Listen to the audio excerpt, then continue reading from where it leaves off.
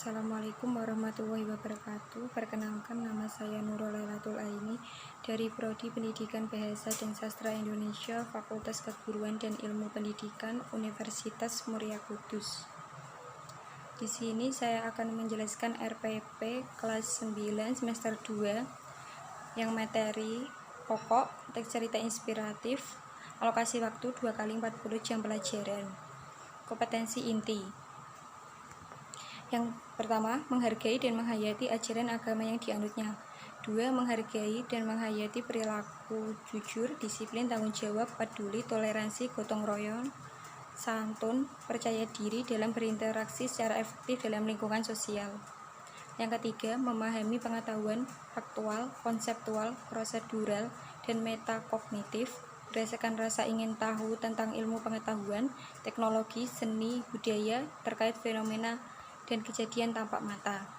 Yang keempat, mencoba mengolah dan menyaji dalam ranah konkret, menggunakan, mengurai, merangkai, memodifikasi, dan membuat dalam ranah abstrak, menulis, membaca, menghitung, menggambar, dan mengarang sesuai dengan yang dipelajari di sekolah dan sumber lain yang sama dalam sudut pandang atau teori. Kompetensi dasar dan indikator pencapaian kompetensi. Kompetensi dasar 3.1 mengidentifikasi isi ungkapan, simpati, kepedulian, empati, atau perasaan pribadi dari teks cerita inspiratif yang dibaca dan didengar. IPK 3.1.1 3.11.1 mendata isi ungkapan, simpati, kepedulian, empati, atau perasaan pribadi teks cerita inspiratif yang telah dibaca dan didengar. 3.11.2 menanggapi isi ungkapan, simpati, kepedulian, empati, atau perasaan pribadi dari teks cerita inspiratif dengan alasan yang logis. 4.11 menyimpulkan isi ungkapan, simpati, kepedulian, empati, atau perasaan pribadi dalam bentuk teks inspiratif yang dibaca dan didengar. 4.11.1 menyimpulkan isi ungkapan, simpati, kepedulian, empati, atau perasaan pribadi dalam bentuk cerita inspiratif. 4.11.2 mempraktikkan isi ungkapan, simpati, kepedulian, empati, atau perasaan pribadi dalam bentuk cerita inspiratif yang dibaca. Tujuan pembelajaran. Yang pertama, guru menyiapkan materi pembelajaran. 2. Siswa dapat mendata isi ungkapan, simpati, kepedulian, empati, atau perasaan pribadi teks cerita inspiratif yang dibaca dan didengar. Ketiga, siswa dapat menanggapi isi ungkapan, simpati, kepedulian, empati, atau perasaan pribadi dari teks cerita inspiratif dengan alasan yang logis. Yang keempat, siswa dapat menyimpulkan isi ungkapan, simpati, kepedulian, empati, atau perasaan pribadi dalam bentuk cerita inspiratif. Yang kelima, siswa dapat mempraktikkan isi ungkapan, simpati, kepedulian, empati, atau perasaan pribadi dalam bentuk teks inspiratif yang dibaca. Materi pembelajaran. Pengertian teks inspiratif. Model teks inspiratif. Identifikasi isi ungkapan, simpati, kepedulian, empati, atau perasaan pribadi teks inspiratif. Lalu menyimpulkan materi pengayaan, soal-soal, dan materi mengidentifikasi teks inspiratif. Menyimpulkan isi teks inspiratif. Materi remedial. Pengertian teks inspiratif, model teks inspiratif, identifikasi isi teks inspiratif, dan menyimpulkan. Pendekatan dan metode. Pendekatan learning, scientific learning, model pembelajaran discovery learning atau pembelajaran penemuan. Kegiatan pembelajaran, kegiatan pendahuluan. 1. Guru memberikan salam dan mengajak siswa berdoa sesuai keyakinan masing-masing. 2. Guru menanyakan peserta didik yang tidak hadir. 3. Menyiapkan fisik dan psikis peserta didik dalam mengawali kegiatan pembelajaran dengan motivasi. 4. Guru mengingatkan kembali pembelajaran yang telah dipelajari sebelumnya. 5. Guru melakukan tanya jawab manfaat mempelajari teks inspiratif. Dan siswa menyampaikan kompetensi yang akan dipelajari. Alokasi waktu 10 menit. Kegiatan inti, siswa dapat mendapatkan kartu kata. Lalu siswa membuat kalimat dari kartu kata tersebut. Siswa membentuk kelompok sesuai warna kartu yang didapat. Setiap kelompok mendapatkan kartu teks cerita inspiratif dan membaca bersama. Siswa secara kelompok mendata isi teks inspiratif. Siswa secara kelompok menanggapi isi teks inspiratif sesuai dengan panduan LKS. Siswa secara berkelompok menyimpulkan. Setiap kelompok mempresentasikan hasil karya dan mengomentari kelompok lain. Alokasi waktu 60 menit. Kegiatan penutup, siswa bersama guru menyimpulkan kegiatan pembelajaran. Siswa menjelaskan pengertian cerita inspiratif. Siswa mendapatkan tugas soal uraian, mengidentifikasi dan menyimpulkan teks inspiratif. Siswa menerima penyampaian guru tentang pembelajaran teks inspiratif di pertemuan itu. Siswa yang nilainya belum mencapai KKM diberikan soal remedial tentang teks inspiratif. Guru memberikan motivasi penutup untuk siswa sebelum pulang. Guru dan siswa berdoa sebelum pulang. Alokasi waktu 10 menit. Media dan alat, kartu kata, undangan teks inspiratif, bahan, kartu kata, kertas duplek, contoh kaidah kebahasaan teks inspiratif, gunting, lem, kertas HVS, undangan teks inspiratif, kertas buffalo, gunting, teks inspiratif, solasi, pita, dan sumber belajar, LKS Bahasa Indonesia. Penilaian.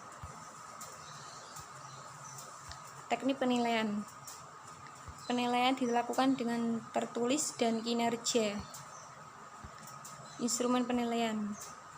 Tes tulis datalah isi ungkapan simpati, kepedulian, empati, atau perasaan pribadi teks cerita inspiratif yang dibaca dan didengar, lalu menanggapinya.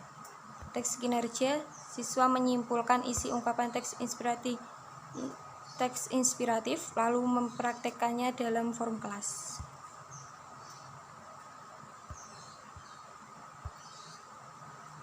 Pedoman penilaian bisa dilihat di sini sesuai dengan KD 3.11 dan 4.11.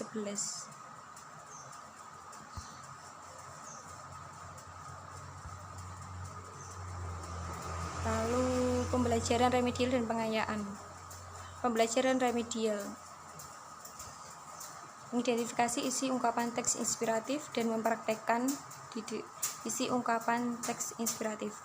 Pengayaan mengidentifikasikan dan menyimpulkan isi ungkapan teks inspiratif yang berbeda. Di sini rubrik penilaiannya. Yang pertama, keruntutan penyampaian teks inspiratif, ketepatan dalam pengucapan kalimat, ide yang disampaikan dalam bercerita sangat menarik, gestur yang ditampilkan ketika membaca teks inspiratif bagus, mimik wajah ketika menyampaikan cerita teks inspiratif tepat, kelancaran dalam penyampaian teks inspiratif. Lalu simpulan yang diberikan di akhir teks inspiratif sudah baik.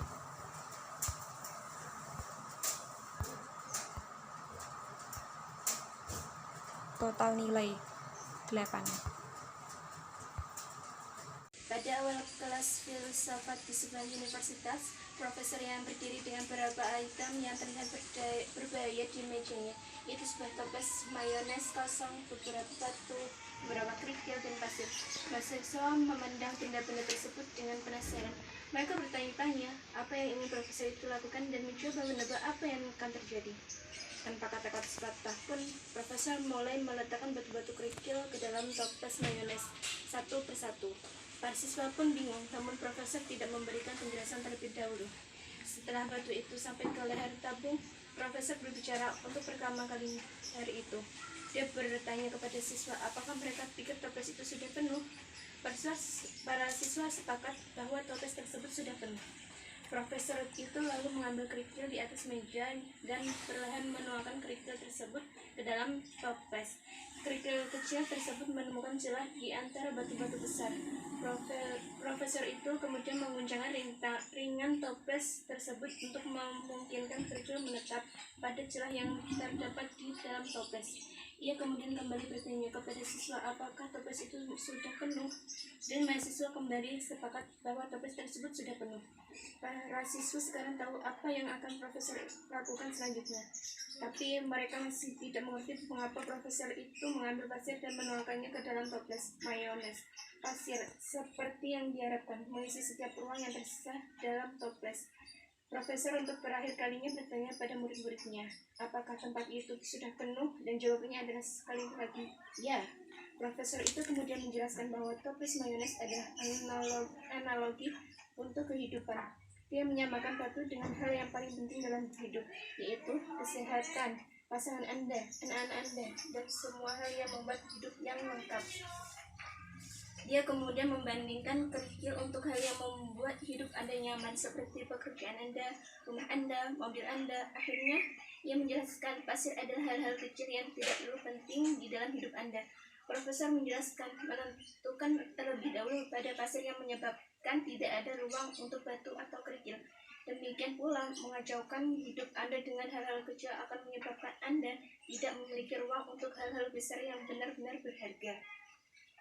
Baiklah, dari cerita tersebut, pesan apa yang dapat kamu ambil? Ya, harus meluangkan waktu bersama keluarga dan anak-anak. Terus tidak boleh seperti batu yang kerikil. Contoh teks inspiratif: batu, kerikil, dan pasir.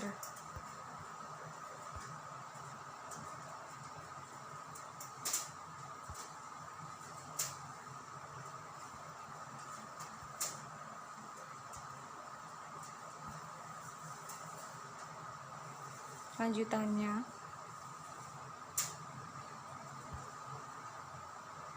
cukup sekian yang dapat saya sampaikan. Kurang lebihnya mohon maaf, dan wassalamualaikum.